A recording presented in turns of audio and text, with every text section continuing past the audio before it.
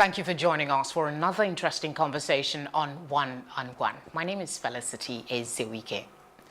Today on the program, our guest is a retired Nigerian police officer who served as the 18th Inspector-General of the Nigerian Police, IGP Arase.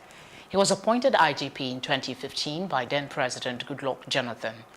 Before his appointment, Arase was head of the Criminal Intelligence and Investigation Bureau of the Nigerian Police Force. He holds a political science degree from the Ahmadu Bello University, a bachelor's degree in law from the University of Benin, and a master's from the University of Lagos State. The retired IGP is a fellow of the Nigerian Defense Academy and had served in Namibia during the United Nations peacekeeping operation. I want to thank you, sir, for joining us on the program. Thank you very much. It's been a while since you retired. How has the experience been for you? Wonderful.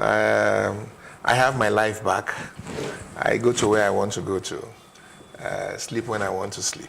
That must be really refreshing. I just do all the things I think I have missed in the past 35 years, when I was in service. Yeah, so it's been a wonderful time. But haven't you been bored of being so active and then suddenly... No, I've had talking engagements within and outside the country. And they are so regular that sometimes I just ask myself if I will not start cutting down, with time.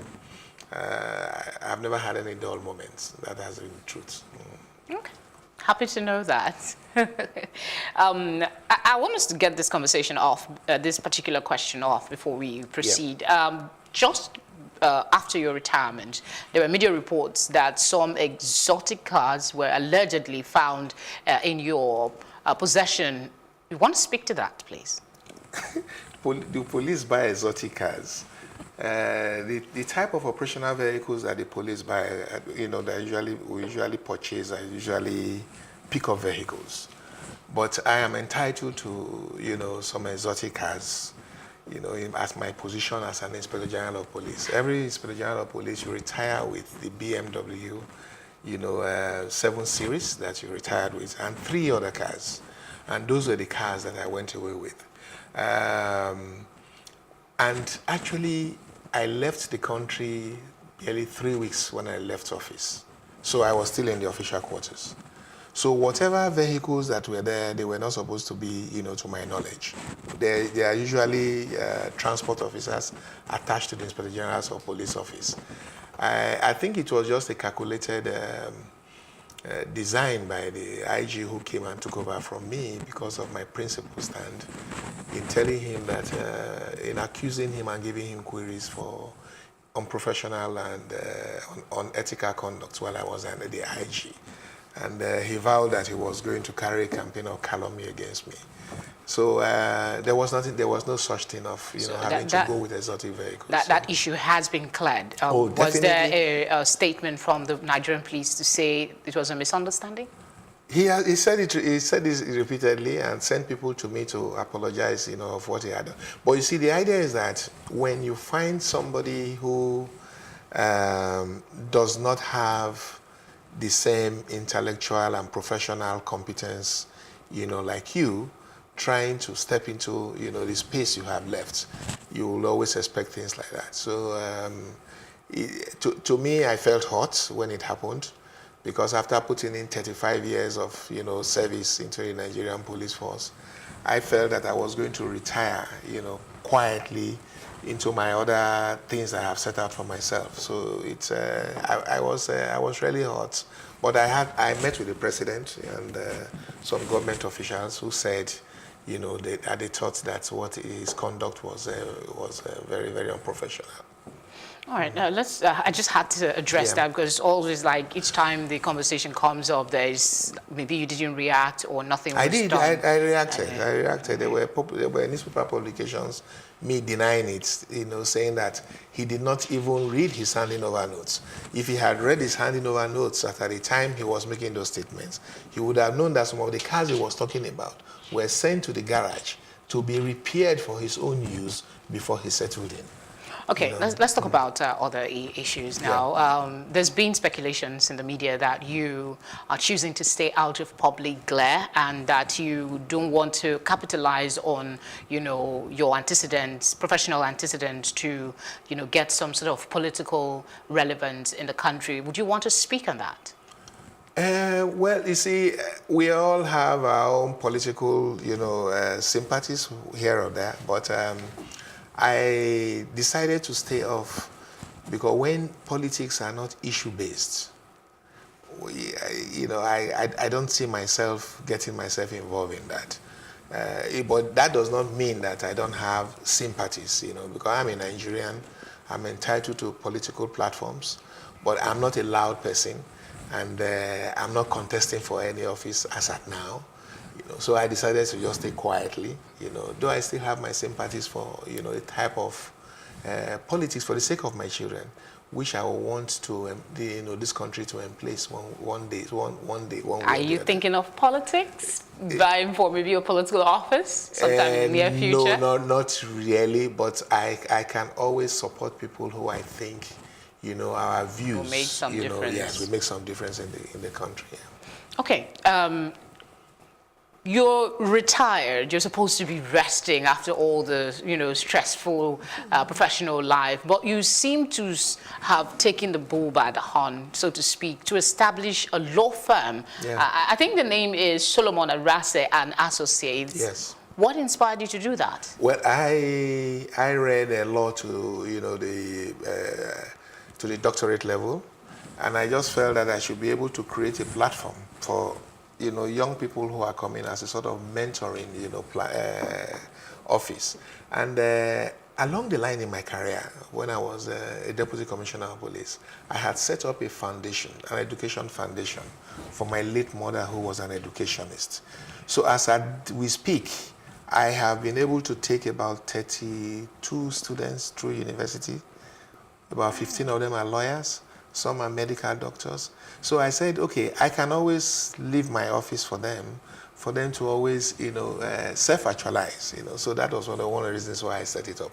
Not that I have time to go to court or practice, but I just felt that I needed a place, that could act as a monitoring, as a mentoring ground for people who are coming,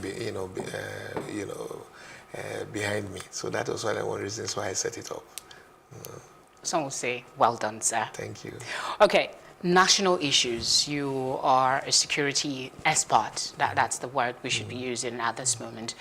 When you see the security situation in this country, how do you feel? Do you think that the fight against insurgency is achieving its purpose?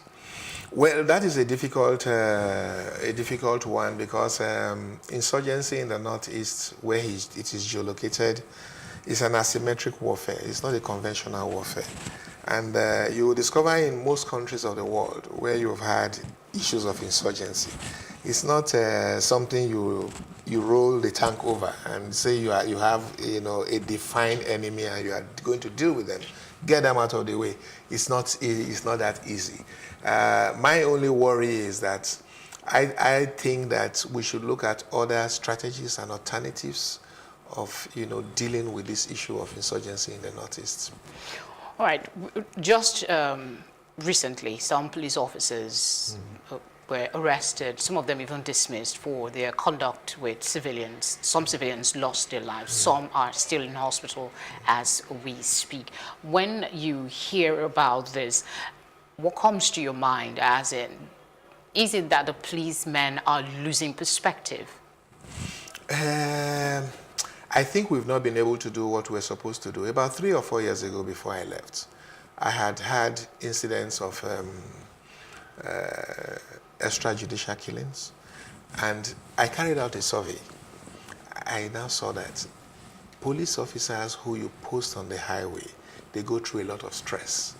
And if you leave them there for after 8 hours, sometimes, they suffer some temporary insanity. So I decided that I was going to introduce stun guns. And I actually brought in about 200 stun guns. and dismantle those roadblocks and said roadblock is not, a good security strategy for dealing with, issues of internal security. I introduced the safer highways, motorized patrols. We also introduced the idea of giving them launch packs on those and fueling the vehicles. You see, when you remove those things that are likely to cause friction between members of the public and the police force, then you now have the moral latitude to go against them whenever they err. But there was no sustainability of those policies that we came up with. The IG who took over from me did not follow up. If he had followed up, all these things we are seeing now will not be there. Well, the current IGP is saying that he wants to reintroduce a stun gun. And some other persons are saying that police officers that are on the street should be disarmed completely. They can go with the stun gun. What do you say to that? Well, like I was discussing with the CEO on our way here, I was in Oslo for a security summit last week. The police force in Norway, they don't carry firearms at all. Everybody is employed. They have free medical education, free medical services. They have free education. So it means that the level of crime in that society is very low. For the whole of last year, they had only 8 homicide cases. But our own society is not like that. We are dealing with criminal gangs who are very, very violent. But what we are saying is that when you are dealing with criminal gangs, there are ways you can attack, encounter those criminal gangs, but not, law-abiding Nigerians who are plying the streets. Those roadblocks, they are not. I think we should dismantle them. Okay, we still have a lot of questions to tackle on security, but we'll just go on a quick break, and when we come back, the conversation here on One on One continues with former IGP Solomon Arase. You're watching One on One on Plus TV Africa. I still have with me Solomon Arase. Thank you for staying, sir. Thank you. All right, before we went on that break, we were talking security and the police attitude and all of that. You talked about stun guns in your time, procuring some of this. What happened to them? Could you tell us? The 200 we procured was supposed to, be sent to the training institutions so that every policeman, when they go for their training program, either development courses or whatever, they now introduce them to, the use of those stun guns. Okay. But they kept them. They didn't implement that, and that is what the new IG has now thought necessary. That they should start teaching them the use of the stun gun. Okay. Yeah. Will the budgets cover for that? Well, it's not something that is going to be incremental. I bought 200. If it will be 3 years down the line since I retired. If they've been buying maybe 200, by now, what is the population? It's not every policeman that goes to the highway.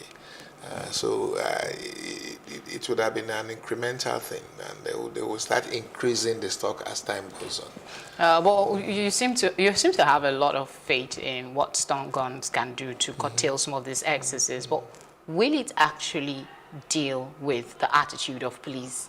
I mean, their relationship with people, will it change anything? Well, the idea is that stun gun reduces fatalities. It's not as an AK-47 that kills you instantly. But the allegation is that when you use that stun gun once and use it again on the same person, there's a possibility. You cannot use it on the same person for, why how some of these police officers can be. No, you can't use it on the same person. All it's supposed to do is just to neutralize you. So that they can effect arrest. And, there are rules and regulations on when to use firearms. Unfortunately, it doesn't seem to be effective because these men, even the same set of police officers that will be going out with this stun gun or whatever it is. It's all about training. It's all about capacity building. We have to be able to build the capacity of our, law enforcement officers to be sufficiently confident enough to interact with members of the public. Sometimes education tends to,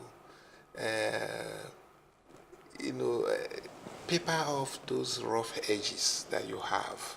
The more educated you are, the more accommodating you are.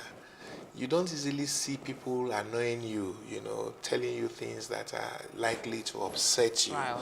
You could, in response, maybe convert it to a joke. I remember a British Prime Minister who went for a rally. They were using, tomatoes that were bad, and to picture him. And he looked at them and said, "Oh, you guys are lucky. You even have potatoes and tomatoes and rotten eggs to throw at me. If it's the other political party, that comes to power, you will not have access to some." You see, you can always convert something that is negative to positive, and it's all about education. It's all about character. Do you think the police force is doing enough to cater for the mental health of police officers? When we were also there too, we had also introduced, health examination for people who handle firearms. We have a medical department. Is it functional? It's functional. It's functional. One of the retired, commissioners of police who started it, has now set up the same thing in Port Harcourt. What I'm talking about is that we don't deepen policies. We have good policies. We don't deepen them. We don't follow up. So when you don't do things like that and you don't sustain them, for every regime that comes, you leave the good things that have happened and you want to start new ones. Maybe those new ones are not well thought out. The strategic plans or the implementations are not well thought out. It will not work. So, we just have to find a way of making people at the strategic, leadership level to have the same mindset, the change mindset. Once you have a change mindset at the strategic level, most of these issues we are talking about, can easily be dealt with.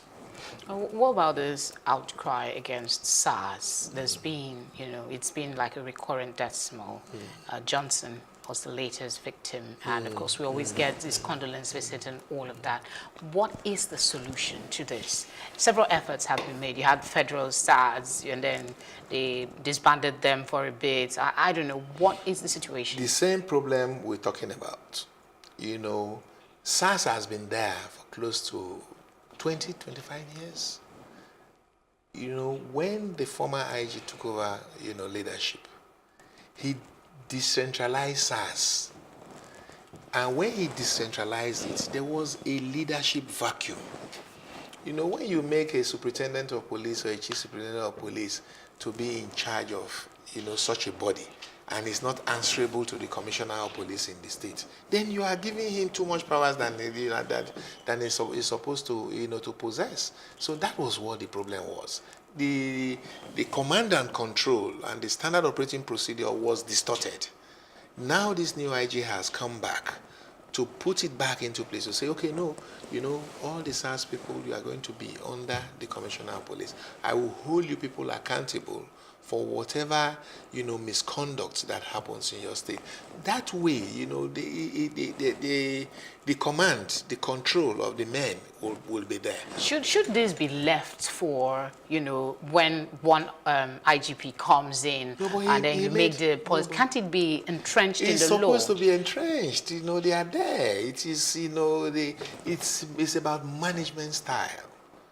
All of us have our different management style. Even you, the way maybe you come up with policies that, your organizational policies, the way you come up with the implementation may be different from the other way your other colleagues will come up with it. It's about an individual. So when the things are there, it is when you want to operationalize it, that is where the problem comes from. So we should be able to take, you see, in this country... Should they be should they be removed from the system completely, and normal police officers, maybe, I think you used to head a section, criminal intelligence bureau, yes, at an the investigation time. bureau, Do we still have that? Can't they do the work? They are supposed to be situated on that, there is supposed to be a commissioner under that department. That is what I was telling you. That when you have these gaps, then the people, the men, sometimes they just have the leverage to go ahead and do. They are supposed, the commissioner of police is supposed to be a department under the deputy inspector-general of police, intelligence and investigation. So when they removed it and made it autonomous and say, oh, yeah, the CP is now answerable to the Inspector-General of Police, then the guys, they just, there was no more control. But we also need training too. You also need Do training. you see some sanity coming Oh in yes, the system oh soon? yes. Adamu is a deliberate police officer. You could see, he's not excessive.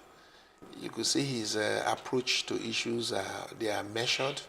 So all we just pray is that, we should be able to support him with, good advice and, strategic plans about how to go about it. I think he should be able to turn the situation around. I have so many questions bubbling in my head, but let's take this one on state police. Yeah. What's your position on that? Wouldn't it help some of these issues? Yeah, policing is local. From where we got our own policing culture from, the Brits, they have 43 counties. The 43 counties, that they have, is like state police. But then what they do is that they enforce municipal laws. That is laws, like in Lagos State here now. For example, you have the environmental laws, you have the LASMA. Those are the ones that they are supposed to do. But when it comes to serious crimes, it is always sometimes better because of the trans-border nature of these crimes to handle it centrally. Especially when you are talking about capacity, you are talking about resources, you are talking about training. Even the British police that we're talking about, you will see now that, with insurgency, fraud, corruption, and all those things, they have now set up the National Crime Agency. Whereas the USA has set up the Homeland Security. All these are, now, converging into centralized policing. But it is also good to give the local police some authority to exercise some discretion, implement things like community policing, neighborhood watch. All those are local policing cultures that they can easily drive, with. Okay.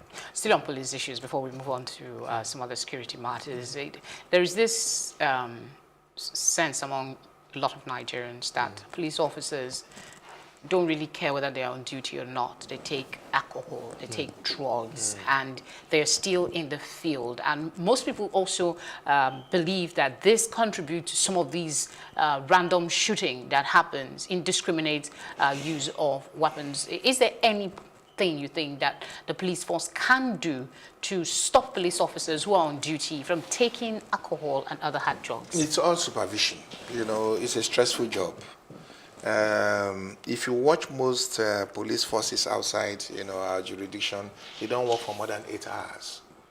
And you even know that in the public service too, 8 hours those days, 8 hours, But when you now have a police force, because of the numeric strength, you have to work for maybe 12 hours. And when you're coming from that 12 hours, they are still asking you again to come back for another special duty or something like that. It takes a toll on you. And some people cannot manage stress. And the only way they can manage it is to take solace either in alcohol or drugs. Those are the. Yeah, but this is affecting the work that they do. It's reducing their competence. That's what I'm saying. That it will require some internal re-engineering. That is why we're recommending, their mental health has to be assessed. If a supervisor sees that the worker is already stressed out, why do you have to still put that type of person at, post a person for a duty? So sometimes, the system itself does not encourage good conduct from, their personnel. Sometimes we put too much pressure on them. So we must be able to see how we can manage. What would be the possible solutions to this? Do we need to recruit more police officers? Oh, yes, of course. And is the funding even available to cater for new recruits? The funding should be there. If state governments are advocating for more manpower, how much do you pay a constable? But it is not the numeric strength of the policemen that matters. It is the quality of the policemen that matters. So our recruitment policy has to take into consideration, the qualification of those people. Then why can't the government, invest in security equipment. I give you an example. For this your facility now, if you are going to put up a facility like this, they will say, okay, part of the building plan, must involve you having a CCTV. If you are going to set up a shopping mall or a big, complex housing estate of it, they will say to approve that security plan, there must be a legislation to say that, you must have security. That way, you are now reducing the security space in terms of technology, apart from the physical manpower that you deploy on the street. Deploying physical manpower these days is no longer feasible. It's not good policing policy. You discover that most countries, what they do now is that most crimes, big crimes that have been detected, were they not detected, after it was committed with electronic devices. So the country should invest in that. And, when you are going to recruit policemen, get the best from the market. Why do you have to go for the most stubborn in that family? Why not go for the best in that family? Good question. All right, let's go back to the question of insurgency again. I want to pick your brains on the Chibok girls issue. It's been 5 years since they were abducted. And then we also have Leah Sharibu. It's now over a year since she's been abducted. A lot of persons are worried that the government is not doing enough to bring back these girls and that the security agencies are not up to par with their responsibility because they should be working with intelligence and ensure that these girls are brought back. So what do you think is the delay about, and is there hope that these girls are even alive? Well, I will not be able to address that, exhaustively, but I can tell you that intelligence is about prevention. If we had been able to prevent their kidnapping in the first instance, all these ones we are talking about, bringing them back would have been, wouldn't have been important. Now, the period that they've been away has been so long, going to 3, 4, 5 years. It's 5 years. Yes, so a lot could have happened since then. So is there still hope that they're alive? That's the question. Well, of course, they could be. Some may have died, because of the terrain and under the circumstances under which the insurgency they work. It's possible that some are not alive, but it's not something that one can be categoric about. We only pray that it doesn't happen again, and that if it happens, that our response is more strategic and prompt. All right, before I let you go, I must ask you about the Police Trust Fund bill that was just recently passed by both houses of Assembly. Will that have any real impact on policing in Nigeria? Profound and tremendous impact, because what it's meant to do is to pool resources together.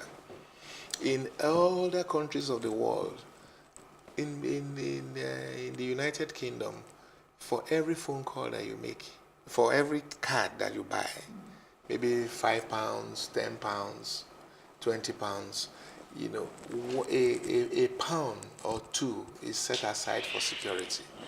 It's an unseen taxation. You don't see it, but it is there. Those ones are the ones they use in funding police. All those parking, they are giving you parking cars. Then, you have businesses, they contribute maybe 1% of their, annual turnover. So it's going to be a huge pool, of resources for the police. Once it is properly managed, I think it's going to be something that is good. That is one thing that Saraki did, because I remember when he became the Senate president, those were the first set of documents that I sent to him. And this thing has been on ground for close to, how many years now? 2002? Well, it still has one last hurdle for the president to sign. Thank you very much. Thank you very much. Thank you so much for coming on One-on-One. I hope you will sign it. It will be, an icing on the cake. And that's it on One-on-One today. Thank you for being with us. I hope you enjoyed yourself. I certainly did. We'll bring you another interesting conversation subsequently. My name is Felicity Ezewuike.